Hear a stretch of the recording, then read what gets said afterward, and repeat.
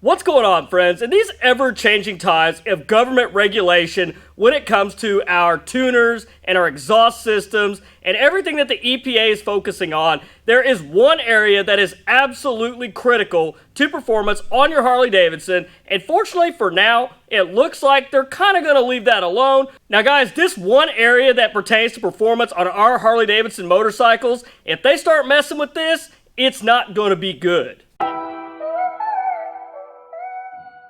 Now, one of the most critical parts on your Harley-Davidson motorcycle is the camshaft. This really dictates everything when it comes to performance on your motorcycle. Now, I agree, exhaust systems and tuning are absolutely critical. But when it comes to catalyzed exhaust systems and EPA legal tunes, we can deal with that. We can still tune and make things happen and get power out of the bikes. What we really can't deal with is if the EPA starts cracking down on the aftermarket high-performance camshafts. That's something that is really going to cripple us when it comes to performance in our Harley-Davidsons. They start messing with that, things are going to change and they're going to get really bad to the point where it doesn't matter how good your exhaust system and your tuner is, we're pretty much going to be crippled when it comes to performance. Guys, please don't forget, if you enjoyed today's video, don't forget to hit that like button and consider subscribing to the channel if you haven't done so already. EPA compliant camshafts are one of my biggest fears of everything that it seems to be that they're regulating these days. Now, when it comes to the exhaust systems, the catalyzed exhaust, that's not such a big deal, but when it comes to the fact that they're not regulating sound yet, we're really getting a win there. The EPA legal tuners, they're not great for the performance, but that's something we can be able to work around as long as we are able to continue to have high performance camshafts the way we like them. But the way it looks like they're going after is the manufacturers on that level and really putting pressure on them not to produce those kinds of parts anymore. Now, if you've watched enough of our videos, you know that camshafts are one of the biggest bang for the buck out there when it comes to a Harley-Davidson motorcycle, especially when you compare the power output of just bolting in an aftermarket camshaft into your Harley motor. Doesn't really matter which one it is.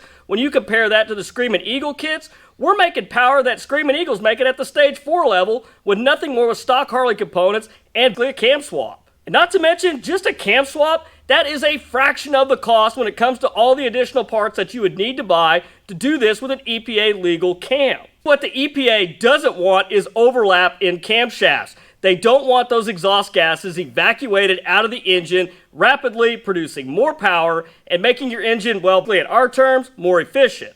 Now, I know that doesn't make a lot of sense when the EPA's main concern right now is they're focusing on really lean tunes and catalyzed exhaust systems, which is going to burn all that off anyhow. Now, if you don't know what overlap is, the short answer is overlap in a camshaft is the point where the intake and the exhaust valves are open at the same time. And what this does is it creates a scavenging effect, which evacuates exhaust gases and also fills the cylinders with a huge amount of air, increasing the volumetric efficiency, which is actually an excellent thing for performance. And in my opinion, in a well-tuned engine, as many of you will agree, a well-tuned engine really doesn't put out that many emissions because they burn so clean and efficiently. And not to mention why I'm always stumping on wood cams. Wood cams are very, very good at the use of overlap and timing and duration and everything they do. They nose off really quickly. Yes, they're noisy, but Bob Wood's pretty much master of the overlap in my opinion.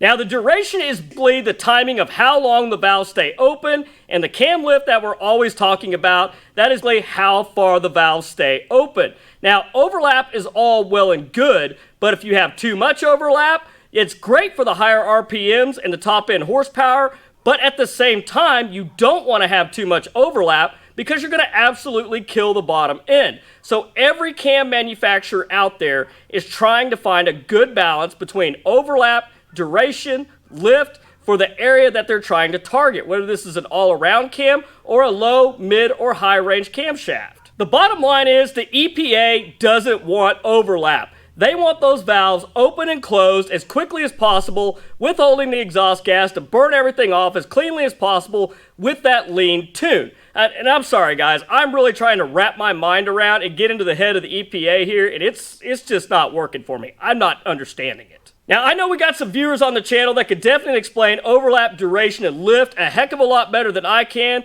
So if you guys would, down in the comments, I want to hear your thoughts and your explanation of that. Now, long story short here is that Screamin Eagle cams, they lack a lot of overlap, which is why they are EPA legal in most configurations, depending on what you're doing with your engine.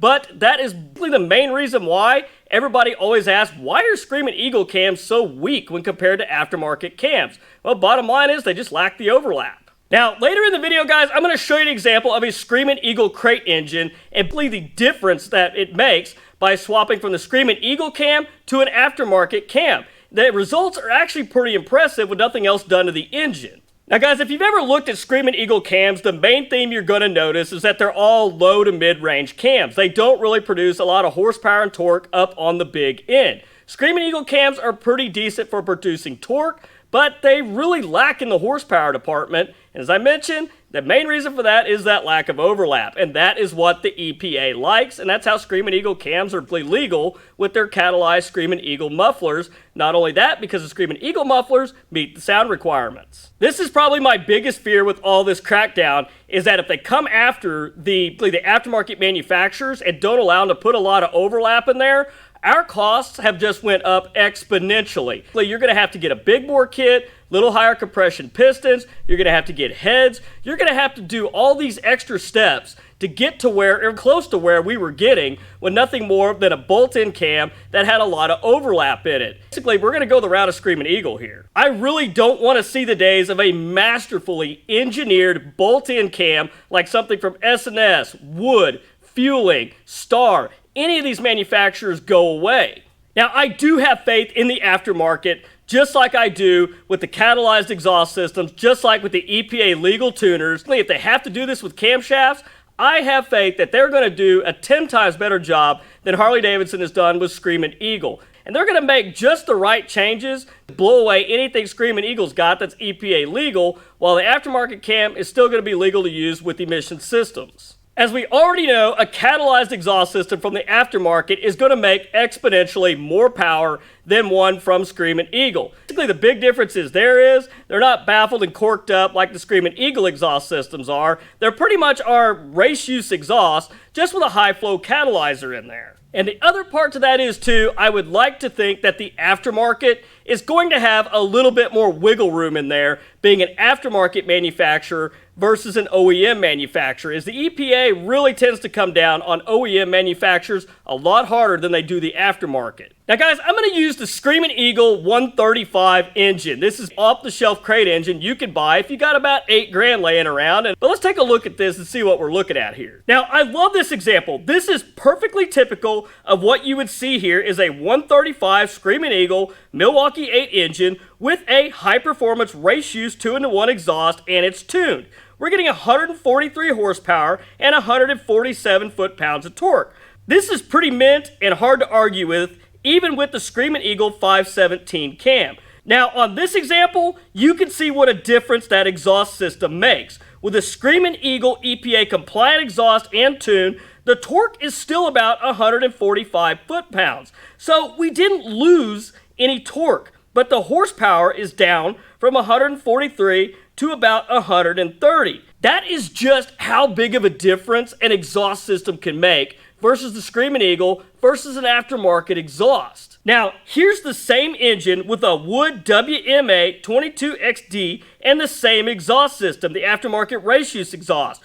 We're looking at 148 horsepower, but the torque jumped to almost 158 foot-pounds. Overlap makes a big difference in these engines, especially when you've already got all the performance goodies in there, if you can consider the limitations of how good Screamin Eagle heads and pistons and all the other components are within that engine. But the displacement definitely makes up for a lot there. So guys, what is your take on overlap, duration, and lift in cams? If we lose that in the aftermarket, it's going to cost exponentially more to get close or right at what we had with just being able to bolt in a good high-performance aftermarket cam.